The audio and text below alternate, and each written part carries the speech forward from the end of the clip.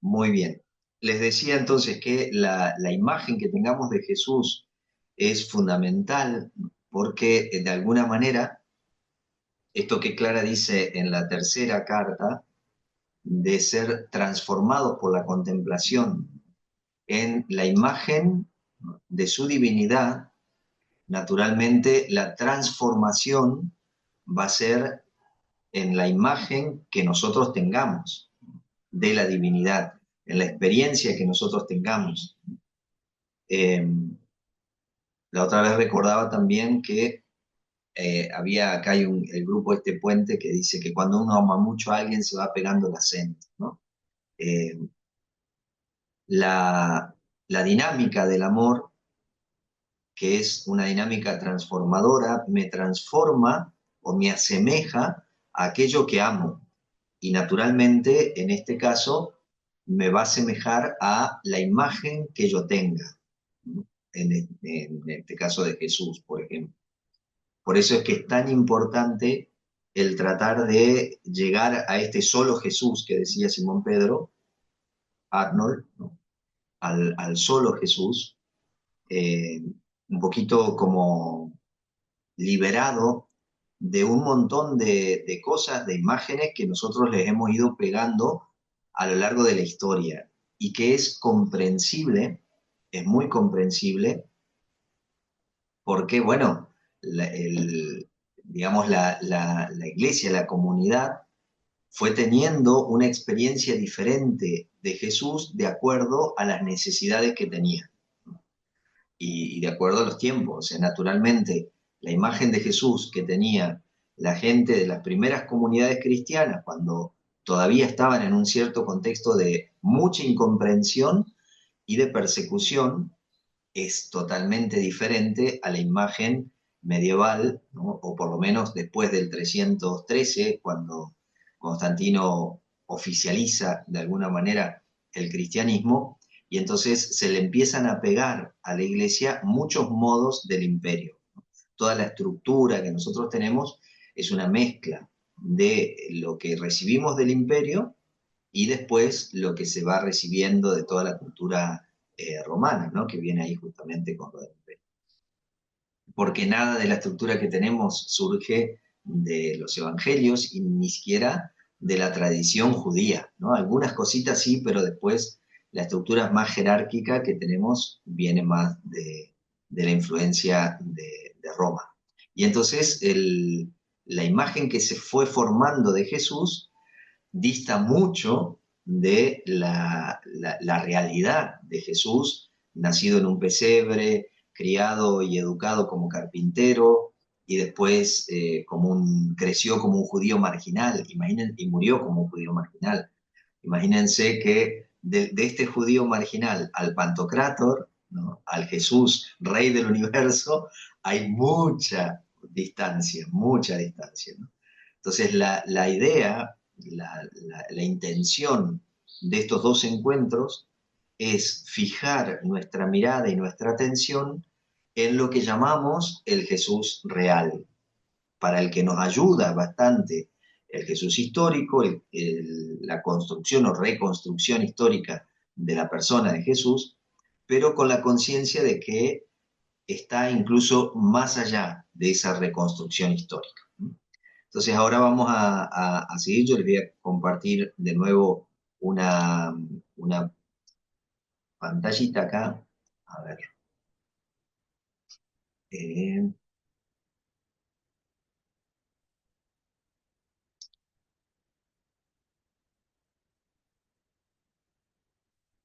Me parece que era, no me acuerdo. Vamos a poner acá.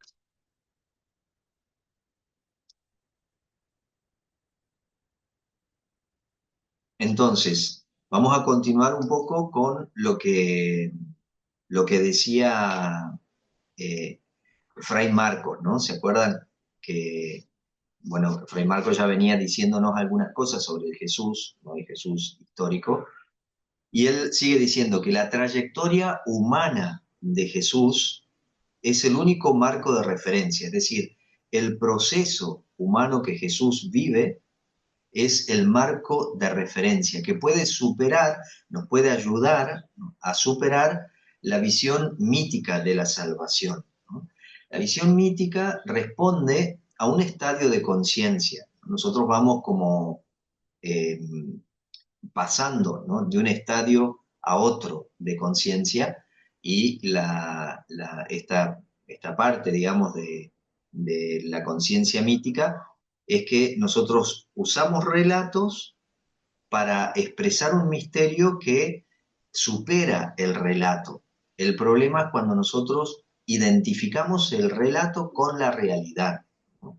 Lo simbólico lo creemos materialmente real, ¿no? Y entonces ahí se generan confusiones. Como ya hemos dicho, dice Fray Marcos, solo nos debe interesar una salvación que sea verdaderamente humana, tratando de evitar todo aquello que resulta como mágico, ¿no? Eh, y acá me parece que es interesante, como para testear la realidad, las nuevas generaciones o la gente que no está dentro de nuestro sistema religioso. Porque para nosotros todo lo que suena mágico lo hemos puesto bajo el manto así de la gracia, ¿no?, y de que para Dios es todo es posible y demás. Entonces pasa y termina siendo aceptado. Pero para el que no está dentro de nuestro sistema de creencias, logra ver que lo que nosotros narramos es realmente un mito. El mito no significa que sea mentira. El mito significa una narración, una propuesta literaria para ir más allá, para introducirnos en el misterio. Si el mito fuese, si ese relato correspondiese absolutamente con la realidad, desaparecería el misterio. Y nosotros creemos que Dios es siempre más, ¿no?, que Dios permanece en el misterio. Por lo tanto, lo que podemos hacer es un relato aproximativo, pero nunca, nunca un relato definitivo, ¿no?, de la realidad espiritual, digamos. Entonces,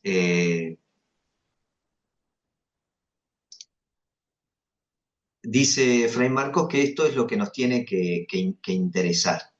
De nada nos sirve que nos rescaten desde fuera o que nos echen un capote, que nos saquen así y olvidarnos de nuestras limitaciones. Nuestra salvación, como el proceso de Jesús, tiene que consistir en ser en plenitud lo que somos, que eso fue el proceso de Jesús. Jesús reconoce en él, ¿no?, este fondo que decimos, venimos diciendo, fondo de Dios y mi fondo es el mismo fondo. Jesús reconoce ese fondo y empieza a hacer un proceso para vivir desde ahí, es decir, para llegar a ser lo que es. Seguimos entonces. Dice, porque siguió al pie de la letra el proyecto de hombre que Dios había puesto en lo hondo de su ser. Jesús fue capaz de llegar hasta el final de la plenitud humana. De ese modo manifestó lo que había de divino en su humanidad. Nosotros por lo general, por una cuestión de lenguaje también, separamos mucho la humanidad de la divinidad. Y lo expresamos en Jesús, decimos, bueno, hay dos naturalezas, ¿no?, pero una sola persona. Nosotros de esa manera queremos decir, hay una unidad entre la humanidad y la divinidad. No solo en Jesús, ¿no?, sino que en Jesús se revela con mayor claridad esto que es una realidad en todos nosotros. Como recorrió primero el camino, Jesús recorrió ese camino de haber reconocido la divinidad que estaba en el fondo, ¿no?, de su humanidad, puede ser guía para cada uno de nosotros. Si nosotros no, o si Él no compartiese exactamente nuestra misma naturaleza, no podría ser guía para nosotros, no podría ser un modelo para nosotros, no podría ser camino para nosotros. Pero si nosotros compartimos, como decimos en el misterio de la encarnación, que asume toda nuestra humanidad, o sea que es completamente humano como nosotros, entonces sí puede ser nuestro camino. Si Él lo alcanzó, podemos alcanzarlo nosotros, porque compartimos la misma naturaleza de Jesús. No nos salvó de nuestros pecados, sino del único pecado que existe, el egoísmo, es decir, todo lo que me separa del otro. O sea, la salvación, entre comillas, acuérdense que cuando hablamos de salvación hoy por hoy, quizás sea conveniente como reemplazar la palabra salvación, que ya suena así, al menos dentro de marcos religiosos, la palabra salvación suena como algo que alguien hace por nosotros. Y acuérdense de Agustín, ¿no? Que San Agustín intuía todas estas cosas y entonces decía, el que te creó sin ti, porque naturalmente Dios no nos pidió nuestro consentimiento para crearnos, no te salvará sin ti, ¿no? Como diciendo, este proceso de salvación lo tenés que realizar vos, ¿no? O sea, nadie lo va a hacer por vos. Y sigue, la salvación ni se puede recibir, ni nos la pueden dar como un todo terminado, así de golpe, pum, como nos decían, bueno, después del juicio final ahí se va a saber quiénes se salvan y quiénes no. O sea, no puede ser eso la salvación. Este es un error que nos ha despistado durante siglos. La salvación tiene que ser un proceso, una evolución que va llevando desde la periferia al centro de mi propio ser, donde puedo encontrar la plenitud que soy. Descubrir esta realidad nos obligará a ser de otra manera. Si nosotros nos damos cuenta, si reconocemos que la salvación consiste en hacer un proceso en el que vamos a hacer más plenamente lo que ya somos, este fondo que hemos dicho, que está ahí unido, tremendamente unido al fondo de Dios, eso es lo que tiene que manifestarse. Y la manifestación de ese fondo es un proceso donde me voy liberando cada vez más del ego, ¿no? Que es de lo que me salvó Jesús, ¿por qué me salvó Jesús del ego? Porque Él me mostró un modo diferente de vivir, donde triunfa el amor incondicional. Y eso en esta Semana Santa se ve con muchísima claridad, ¿no? El domingo leíamos eh, el relato de la Pasión de Lucas y es impresionante, ¿no? Nosotros terminamos la proclamación del Evangelio y yo le decía a la gente que decir algo sobre lo que habíamos escuchado me sonaba a profanación. O sea, creo que lo más apropiado después de la lectura reposada del relato de la pasión, al menos en Lucas, eh, correspondería al silencio, porque en ese relato está concentrada toda la vida, no solo de Jesús, sino también la nuestra. Es impresionante. Y termina el relato con una manifestación clarísima de una desvictimización de Jesús. En ningún momento Jesús se victimiza. Jesús constantemente le hace ver de que no es él la víctima y que por lo tanto él no va a ocupar ese lugar de víctima. A las mujeres que lloran le dicen, no lloren por mí, lloren por ustedes. Y después en la cruz dice, perdonalos porque no saben lo que hacen. O sea, Jesús en ningún momento se victimiza, en ningún momento cree que la realidad está contra él, para nada, porque ya está en un momento de total aceptación, de una aceptación pero incondicional.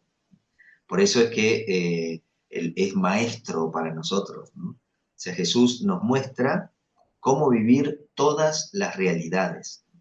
Jesús no pretende liberarse de ninguna adversidad. En la oración en el Getsemaní tiene dos momentos, ¿no? El primer momento donde Jesús toma contacto con su miedo, ¿no? Y entonces al ver lo que se viene, porque Jesús se daba cuenta que por todo lo que venía diciendo y lo que venía provocando en algunos, y lo iban a matar, o sea, eso era bastante lógico, no se necesitaba ninguna revelación para poder darse cuenta. Y por otro lado, la segunda parte de la oración, que no se haga mi voluntad, ¿no? O sea, si es posible, apartá de mí estos. O sea, si es posible, que yo no viva esto, pero que no se haga mi voluntad, ¿no? Sino que se haga la tuya. Ahí ya hay un descentramiento muy, muy grande, ¿no? Jesús ya no mira la realidad desde el ego, sino que empieza a mirarla desde este amor incondicional.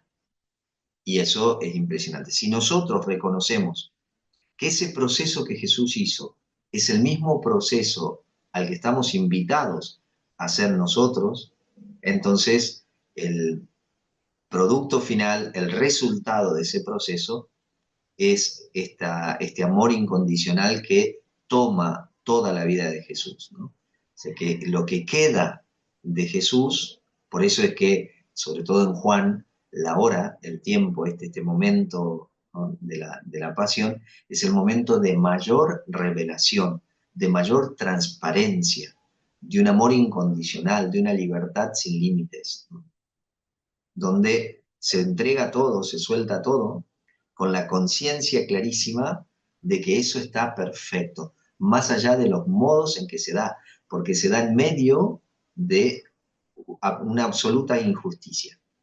Sin embargo, a pesar de que se da en medio de toda esa injusticia, la conciencia de Jesús dice, está perfecto esto, ¿no? Cuando él dice, todo se ha cumplido, dice, esto está perfecto, así tiene que ser. Y esa es nuestra vocación, ¿eh? Acuérdense que Pedro, en la carta de Pedro, dice Jesús, nos dejó sus huellas para que sigamos su ejemplo, y esta es nuestra vocación, dice Pedro. Es decir, experimentar la gracia de vivir un sufrimiento injusto, un dolor injusto. Después pueden revisar, si quieren, la carta de Pedro. Entonces, acá yo les voy a mostrar lo que es, les voy a leer un texto de lo que sería una lectura desmitificada de Jesús, ¿no? Una lectura que se aproxima mucho al Jesús real sin todo el ropaje mítico. Esto lo escribió un fraile que ahora está por hacer la profesión solemne en mayo. Cuando escribió esto estaba en el noviciado. Después de escuchar el Evangelio de Jesús con la extranjera, con la sirio-fenicia, que viene a pedirle que libere a su hija que está endemoniada, y Jesús le dice que no, que vino por los hijos de Israel, y le termina diciendo, no está bien tomar el pan de la mesa de los hijos para tirárselo a los cachorros, a los perros. Entonces, después de eso, este fraile escribió esto. Lo que siempre me impacta de vos es todo lo contrario a lo que me impacta en el Evangelio de hoy. Estoy acostumbrado a verte libre, regalando gestos de amor y de ternura, dando lugar a todos, especialmente a los últimos, y a ver en tu modo de ser el corazón del Padre. Hoy no veo nada de eso y sin embargo me siento tremendamente cautivado por tu indiferencia, por tu límite, por tu discriminación, por tu humanidad. Primero no la quisiste ni escuchar. Después, con la excusa de la voluntad de Dios, la dejaste afuera del reino, del proyecto del reino. Y por último, le dijiste que no era hija, sino cachorra. La hiciste indigna de tu mensaje. Me niego a creer que todo esto fue picardía tuya para sacar lo mejor de ella. Me niego a creer que estabas probando su fe. Me niego porque creo en vos, Jesús, hombre, hijo, hermano, vecino. Te salvó el final, te salvó la insistencia y la fe de esta mujer. Te abrió y te mostró un poco más el corazón del Padre que evidentemente no conocías por completo. Ensanchó el horizonte de tu vida. Te enseñó a poner en primer lugar a las personas y la urgencia del dolor. Y ahí sí que lo tuyo fue admirable, porque te dejaste transformar. Siendo tan decidido, con convicciones tan fuertes, te diste cuenta de que estabas equivocado.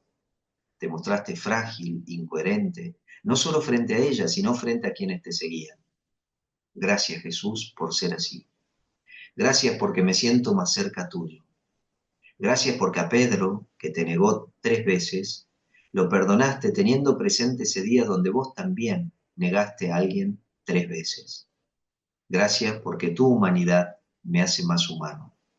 Gracias, Jesús.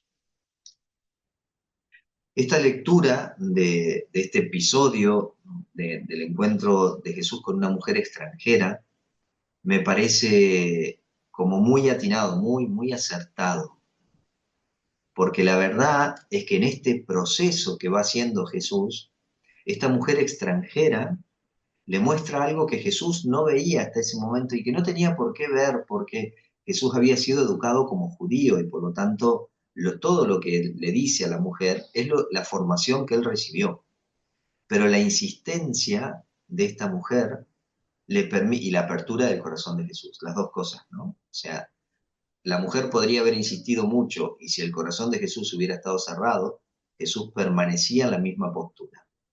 Pero la apertura del corazón de Jesús, y eso es un dato importante, una de las características de Jesús es una apertura, una permeabilidad a toda la realidad que le permite ser transformado constantemente.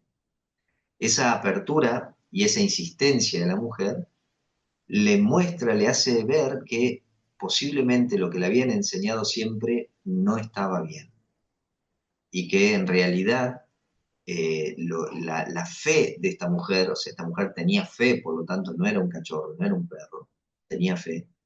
Esta fe estaba más allá de los límites de su propio pueblo.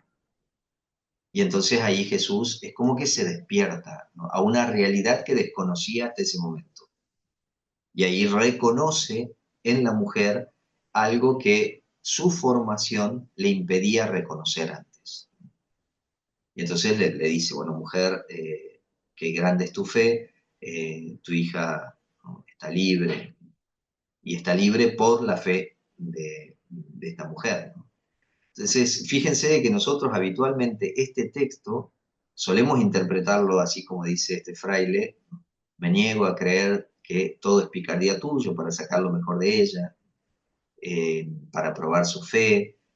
Esa es la lectura que por lo general tenemos. Para defender a Jesús, lo mitificamos y terminamos haciendo como que, bueno, que él hacía, ¿no?, estaba haciendo una farsa, digamos, para que la mujer crezca. No necesitaba aumentar la fe, la mujer ya la tenía, ¿no? Entonces, esta lectura me parece mucho más acertada.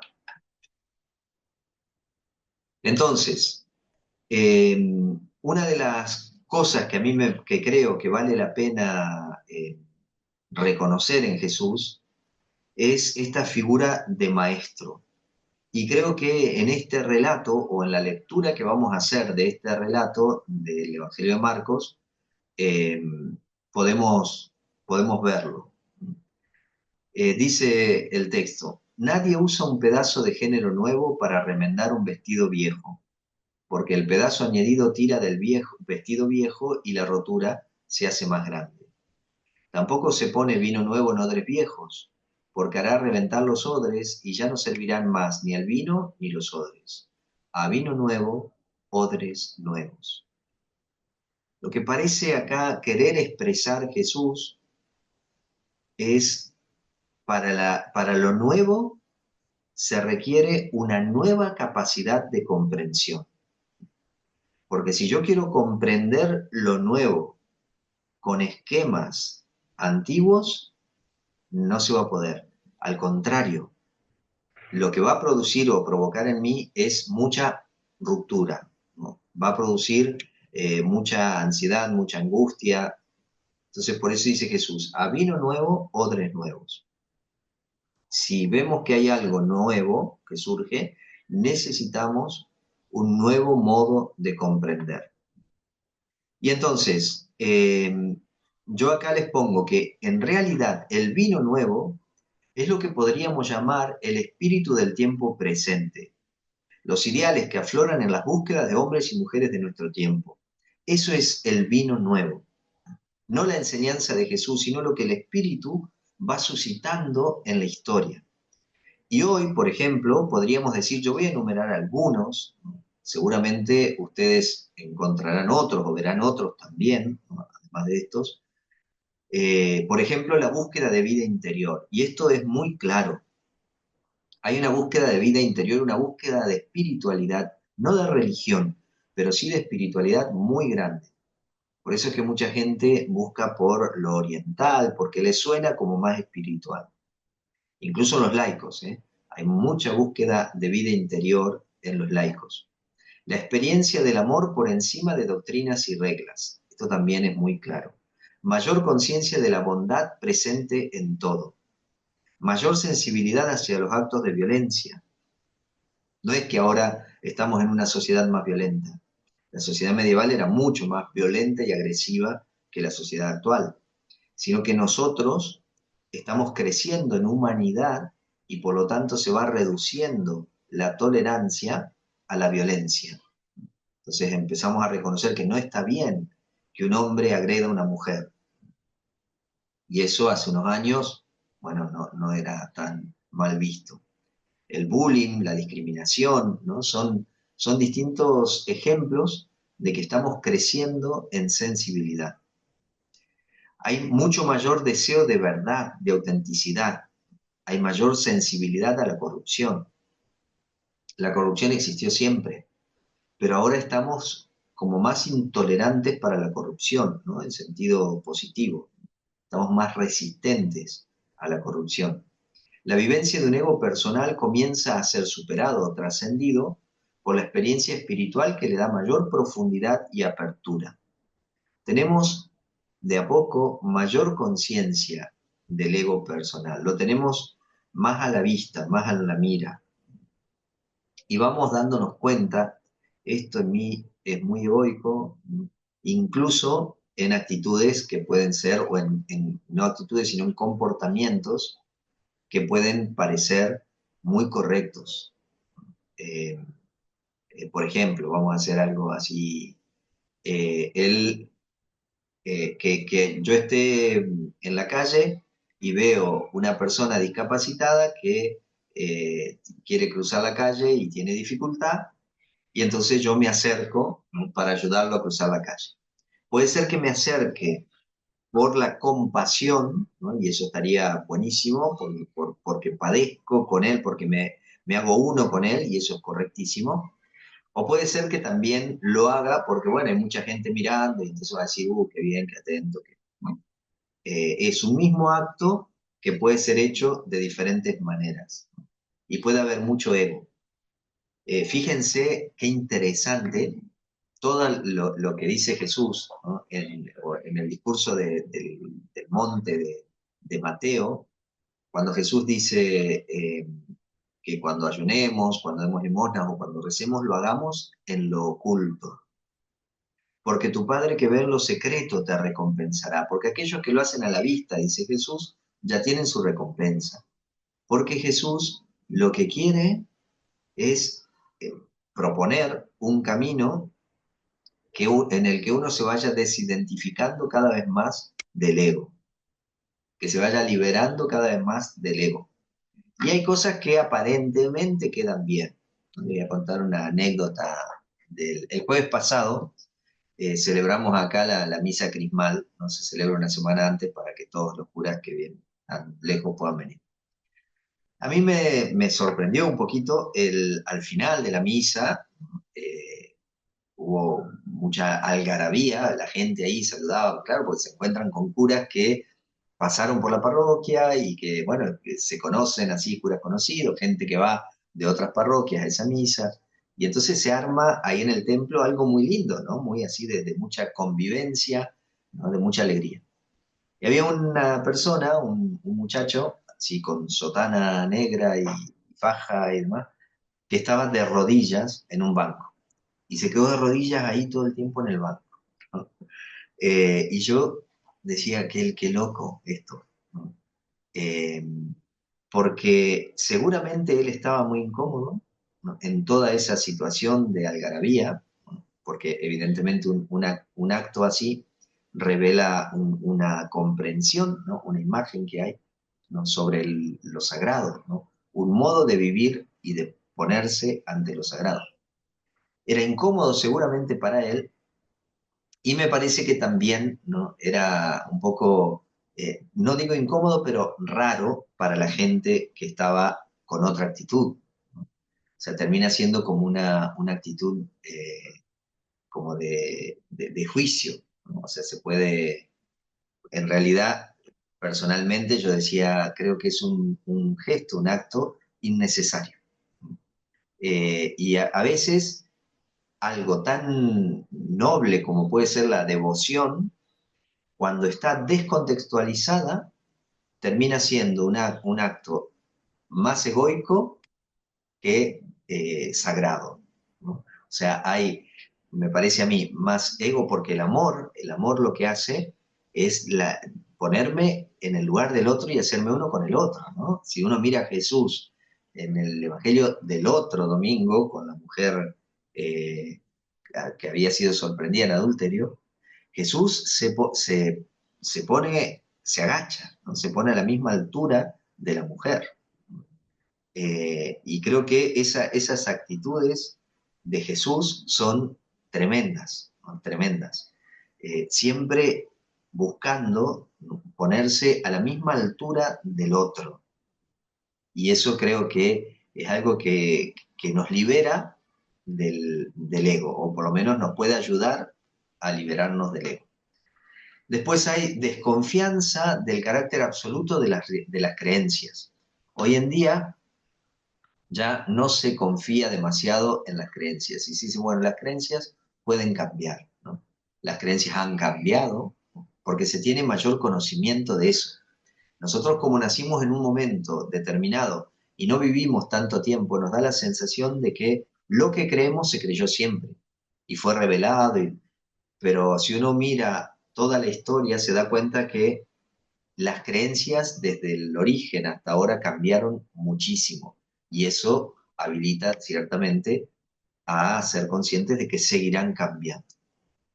Hay una mayor conciencia de la unidad que somos y por eso hay una mayor tendencia a la búsqueda de la unidad y se relativiza lo que nos separa, lo que nos va dividiendo, ¿no? De a poco yo creo que va ganando espacio esta conciencia de unidad y se está manifestando, creo yo, bastante, bastante en los ámbitos religiosos, ¿no? Donde hay una mayor tolerancia a las diferentes tradiciones. Y entonces uno se da cuenta que puede compartir, que el otro no es el demonio. Imagínense que en el tiempo de Francisco, los sarracenos, el Islam, era el demonio y el sultán era el demonio encarnado. Y la experiencia que tiene Francisco con el sultán y con los musulmanes es una experiencia tremendamente positiva y de hecho toma muchas cosas, ¿no? De los musulmanes. O sea, esta cuestión de como de demonizar a lo desconocido se va cambiando mucho de a poquito, ¿no? Así de a poquito va cambiando mucho porque ahora, al contrario, se va teniendo una mirada mucho más amistosa, ¿no? Del otro, de lo diverso, y eso es muy, muy interesante, muy bueno. Y los odres nuevos, los odres que naturalmente representan nuestra vida, acuérdense, ¿no? O sea, Jesús dice, a vino nuevo, es decir, a todo eso que enumerábamos recién, odres nuevos. Necesitamos algo que pueda contener ese vino nuevo. Los odres son nuestros criterios de juicio, nuestros parámetros, nuestras creencias, que teniendo en cuenta el vino nuevo, lo que el Espíritu va manifestando en la historia, en el presente, deberán ser capaces de contenerlo. Entonces creo yo que odres nuevos, las características que deberían tener los odres nuevos del presente, es vida interior, un cuidado de la vida interior, y acá yo me atrevería a citar a Francisco, ¿no? En la exhortación cantada a las hermanas, a las damianitas, donde le dice, no miren la vida de fuera porque la de dentro es mejor. Este juego que hace entre la exterioridad y la interioridad, el cuidado de la vida interior. Libertad para mirar más allá de lo aprendido, esto es fundamental. Si Jesús hubiese quedado en el relato que recién escuchamos, si se hubiese quedado en lo aprendido, seguía dejando a esta mujer sirio-fenicia, esta mujer extranjera, fuera. Pero Jesús, como miró con libertad, aprendió a ver con libertad lo aprendido, pudo superarlo. Y lo que él presenta es una posibilidad superadora de lo que había aprendido. Una apertura que después en los evangelios y en Pablo se va a expresar con la universalidad del mensaje de Jesús. Capacidad de ver la bondad presente en todo y en todos. Esto es una práctica, es un ejercicio que hay que hacer y también de sostener la creencia de que el otro es bueno, que todos tenemos un fondo de bondad y que no hay nada que sea ontológicamente, es decir, desde el fondo malo, no hay nada. Puede haber mucha herida, ¿no?, que opaque, que obstaculice, que impida la visión y la manifestación de esta bondad, pero no hay nadie que sea malo. Una mirada capaz de ir más allá de las apariencias, una escucha profunda de la realidad, llevar una vida auténtica, lectura hondamente crítica de toda la realidad. Una lectura crítica no significa una lectura destructiva de la realidad, al contrario, significa una lectura abierta a todas las versiones de la realidad, todos los relatos, digamos, que se presentan en la realidad, y bueno, y estar ahí abiertos, eso me va a generar una actitud crítica. Apertura a los aportes que nos van dando las ciencias y otras tradiciones espirituales. Esto también creo que es muy interesante, y sobre todo ahora hay mucho en autores, qué sé yo, como por ejemplo Nazaret Castellano, que es una neurocientífica y ella aborda mucho neurociencias y meditación, eh, muy interesante. Entonces creo que nos ayuda realmente para una vida espiritual seria, profunda. Y también, por supuesto, otras tradiciones. Cuando uno empieza a mirar más amigablemente otras tradiciones y se anima a encontrarse con los textos sagrados de otras tradiciones, uno percibe, intuye la unidad de las búsquedas. Es impresionante. Y la riqueza que hay en el compartir, ¿no? Me acuerdo que hace mucho tiempo el Dalai Lama decía que si el budismo nos puede dar una mano en el cuidado de la vida interior, el cristianismo les puede dar una mano al budismo en el compromiso con el otro, ¿no?, en la práctica y en el ejercicio de la caridad. Y eso es muy interesante. Entonces, Jesús en realidad no es el odre nuevo, ¿no? Perdón, no es el vino nuevo, sino el modelo de odre nuevo. ¿Cómo puedo hacer? ¿Qué tengo que ver en Jesús? Que Él me enseña a mí cómo ser odre nuevo, ¿no? Por eso Jesús es maestro y modelo. Y entonces ahí, por ejemplo, hay algo que es interesante.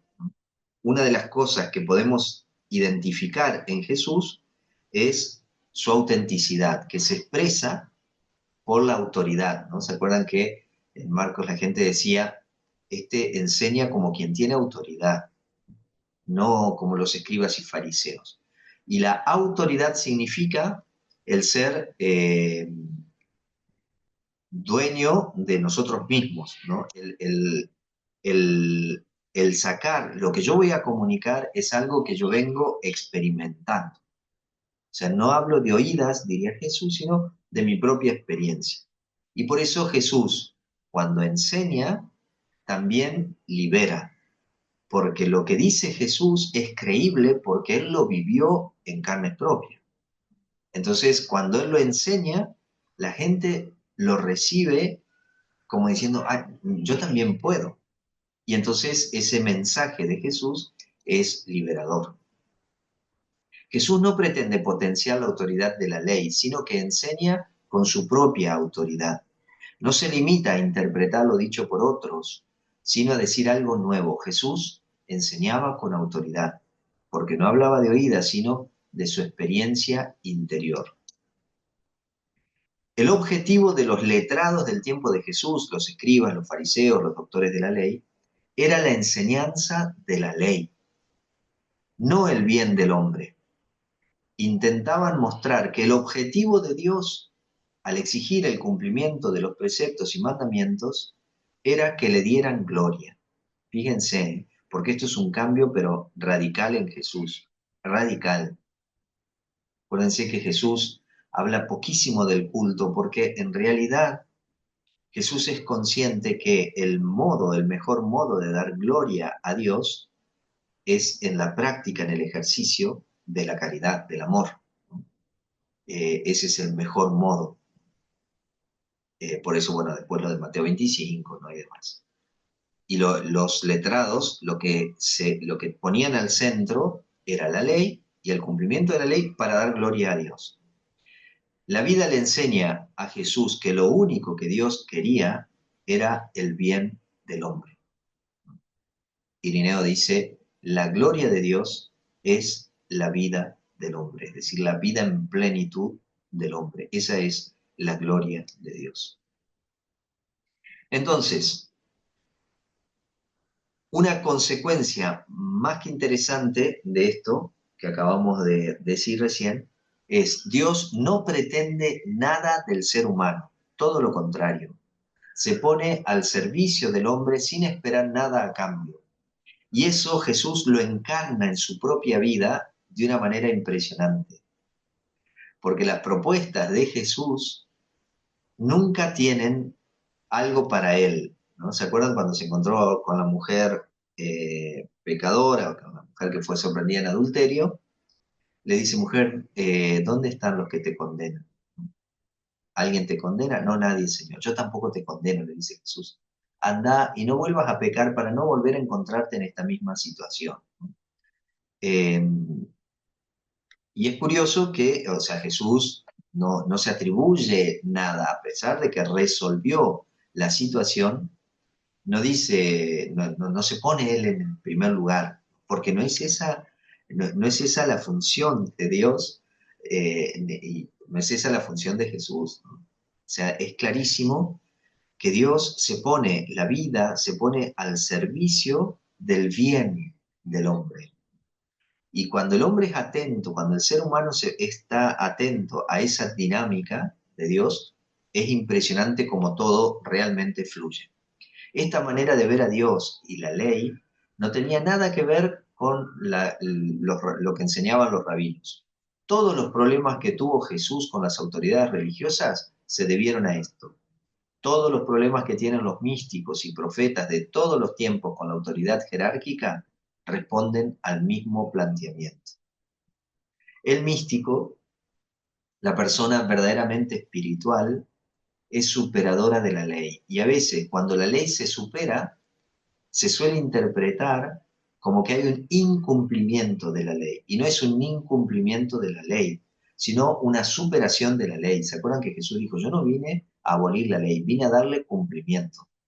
Y dice, si se decía de que aquel que humilla a su hermano, que ataca a su hermano, merece tal cosa, él dice, aquel que piense mal, ¿no? Es decir, hay una interpretación superadora de la ley, no contrapuesta a la ley, sino superadora de la ley. Hablar con autoridad hoy sería hablar desde la experiencia personal y no de oídas. ¿Cuál es la fuente de esa autoridad de Jesús? Dice la comunidad de Marcos. Por la mañana, antes que amaneciera, Jesús se levantó, salió y fue a un lugar desierto. Allí estuvo orando. En muchos lugares de los 4 evangelios se dice lo mismo. Se levantó de madrugada, se fue a un descampado y allí se puso a orar. Pasó la noche en oración. Por la mañana estaba allí solo.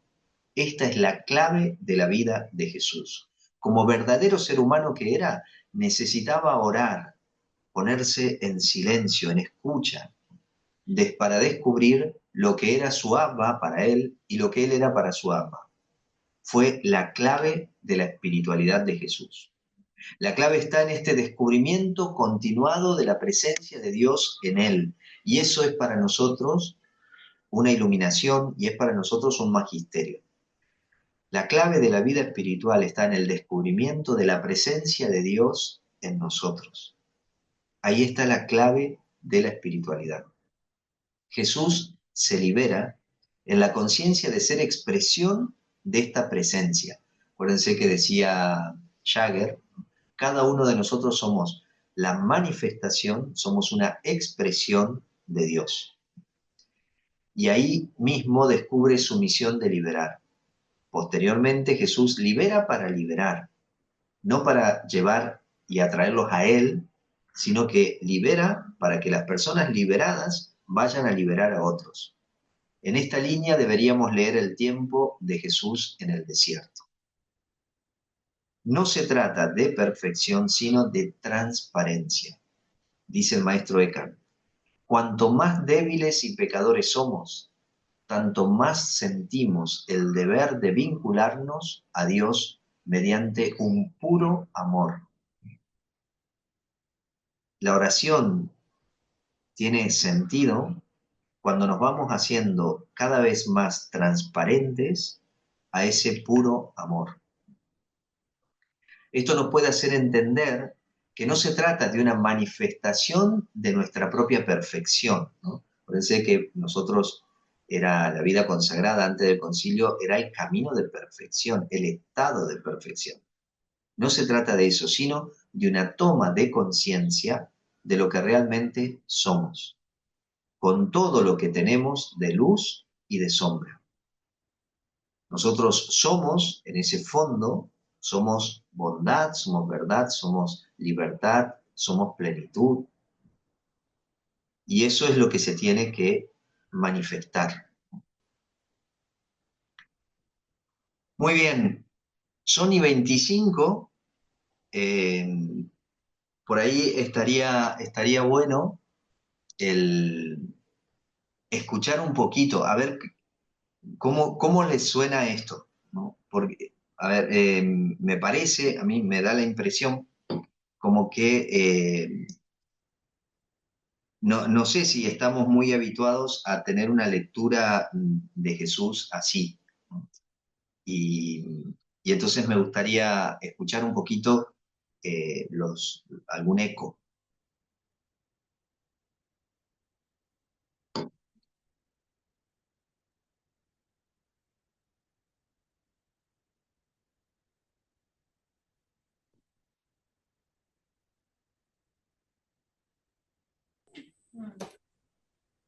Parece hermano Lino. Hermano, paz y bien. Aquí saludos Así desde bien. Chile. Pero qué Estamos bien. trabajando. Aquí trabajando, pero siempre a oyentes. Estuvo Veo todo que muy estás interesante. trabajando. Sí, hermano, yo era la secretaria, ¿ves? Yo era la que escribía. Yo era la que escribía. El eco de nosotras. Yo escribía y ellas trabajaban, hermano. Pero felicitarlo porque igual lo que usted nos explica es súper difícil, pero realmente interesante. Todo lo que nos ha ido, bueno, para mí ha sido todo novedoso porque de verdad uno siente que hay como que no estamos transmitiendo la fe, como usted dice, hay un espíritu nuevo donde hay que tener un odre nuevo para poder recepcionar eso y estamos con el odre antiguo, entonces eso ya no llega a las nuevas generaciones. Y lo otro de ver a nuestro Señor así como tan humano como nosotros, de que Él fue descubriendo las cosas, al menos para mí igual es nuevo, porque siempre uno tiene esa idea, como usted decía, quizás mítica, de que Dios es perfecto y ya todo lo ve, todo lo sabe, pero no, pues Jesús lloró y uno dice, pero ¿por qué lloró si sabe que va a resucitar a su amigo? Y es porque, como usted nos aclara, Él estaba haciendo un proceso también y está viviendo todo desde nuestra condición humana. Entonces, eso como que me abre un poco más la visión de que nuestra humanidad es buena, porque a veces uno piensa, no, es que si yo hago esto, esto es malo, si yo me equivoco es malo, y es parte de nuestro proceso, de nuestro ir creciendo, de nuestra vocación, más o menos es, hermano. Exactamente. Sí, sí.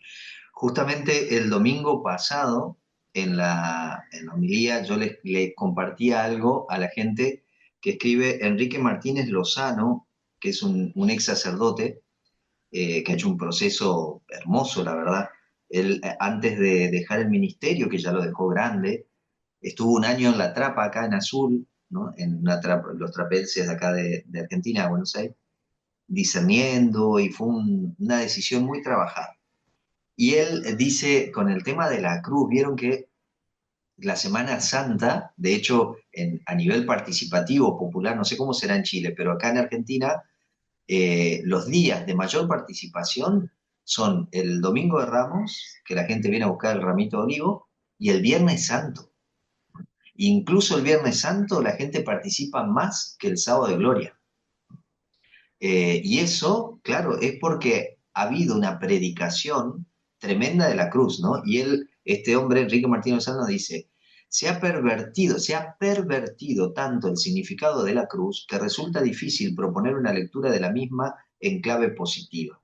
De la cruz se ha dicho que fue consecuencia del pecado del ser humano, que fue el castigo que Dios infligió a su propio Hijo para saldar la deuda del pecado, que fue el modo como Jesús expió nuestros pecados y de ese modo nos redimió, salvó nuestras almas y nos abrió las puertas del cielo. Esto pero se nos grabó a fuego. Y claro, y ahora hay un modo diferente de comprensión. Dice, tomado al pie de la letra, tal modo de presentarla, daba como resultado la exaltación del dolorismo, ¿no? Y esto es muy curioso, porque claro, vieron que a veces nosotros tenemos metido de que un rosario, si es de rodillas, parece que vale más que si lo rezo sentado. O sea, y cuando me duele la cabeza, digo, bueno, le voy a ofrecer a Dios este dolor de cabeza. Pero ¿qué va a hacer Dios con ese dolor? O sea, tenemos digamos, una cosa sobre el dolor tremenda, ¿no? Tremenda, acentuada por lo que hemos recibido durante siglos. La imagen de seres humanos como esencialmente pecaminosos, desde antes de su propio nacimiento. Fíjense que, bueno, con el pecado original, ¿no? Y demás. Y esto que decías, hermana, o sea, una visión negativa del ser humano, como que el ser humano, todo lo que es humano es malo, es pecaminoso. No, no, o sea, en absoluto, o sea, Jesús toma esto. Y la idea de un Dios sádico, o sea, un Dios que quiere la muerte de su Hijo para perdonarnos los pecados, parece más sádico que misericordioso. O sea, ¿qué padre puede querer la muerte de su Hijo? Sea, evidentemente, estos son mitos que toma la comunidad cristiana inicial para expresar otra cosa. Pero nosotros nos quedamos con el relato y entonces hasta este momento hemos comprendido todo esto así y hemos machacado en el dolor, en el sufrimiento, ¿no? Y que bueno, que todo esto tiene sentido para la otra vida, pero y si no sabemos, no tenemos idea qué va a ser la otra vida, ¿no? Es como que si acá hay que sufrir, y que bueno, gracias a Dios vamos saliendo de eso, ¿no? Y decimos, bueno, no, no hay que, imagínense que en el medioevo, el reírse, en la tradición benedictina sobre todo, el reírse estaba mal, ¿no? Porque no parecía que condecía con nuestro ser cristiano. Entonces dice, y sigue diciendo, que bueno, de que esto es una caricatura de Dios, ¿no? Que se nos ha transmitido durante siglos. Históricamente destacan dos elementos. Por un lado, la cruz fue la condena injustificable y cruel por parte del poder de turno contra un hombre inocente, por diferentes motivos. Les resultaba molesto y del que querían deshacerse a toda costa. Por otro, pone de relieve la lucidez y coherencia de ese hombre, de Jesús, viviendo la fidelidad a sí mismo por encima incluso del apego a su propia vida. Y esto es muy interesante. O sea, Jesús es fiel a lo que tiene en su corazón, que es lo mismo que tenemos nosotros. Eh, Hay un fraile que falleció, Carlos Paolazzi, era un especialista así, en escritos franciscanos, y él en la introducción al librito pone que, bueno, cuando uno contempla a Francisco, y seguramente a Clara también, y los ve tan santos, parece que ellos se alejan de nosotros. Y entonces él dice, cuando ellos se alejan, la mente y el corazón los sigue con el estupor de una pregunta. ¿Está Francisco lejos de nosotros? ¿O somos nosotros los que vivimos lejos de la verdad de nosotros mismos? O sea, lo que dice Carlos Paolazzi es, la verdad de Francisco, la verdad de Jesús de Nazaret, es la misma verdad que la nuestra. Si nosotros decimos que sus vidas están lejos de la nuestra, es porque en realidad estamos lejos de la verdad de nosotros mismos, de la verdad de lo que somos. Por eso es que vale la pena una vida interior, una vida espiritual, ¿no?, que nos ayude a manifestar, a expresar, a poner de manifiesto, ¿no?, la plenitud que somos. Y por eso no cambia la realidad, cambia el modo de comprender la realidad. Y se vuelve, creo yo, más eficaz, ¿no? O sea, nos transforma realmente. Porque la otra religiosidad a veces nos volvía más rígidos y duros, ¿no?, y nos ponía a juzgar y a condenar a medio mundo, ¿no? Que bueno, porque yo rezo más que el otro, porque yo trabajo más que el otro, porque yo hago esto más que el otro, ¿no? Y uno dice, pero ¿y si eso no es lo que nosotros tenemos que vivir? O sea, estamos invitados a vivir desde el amor y con una libertad tan grande de que ni siquiera nos hagamos esclavos del juicio a los demás. Es algo que insiste mucho Francisco, ¿no? No juzgar, no juzgar, no, y Jesús, por supuesto.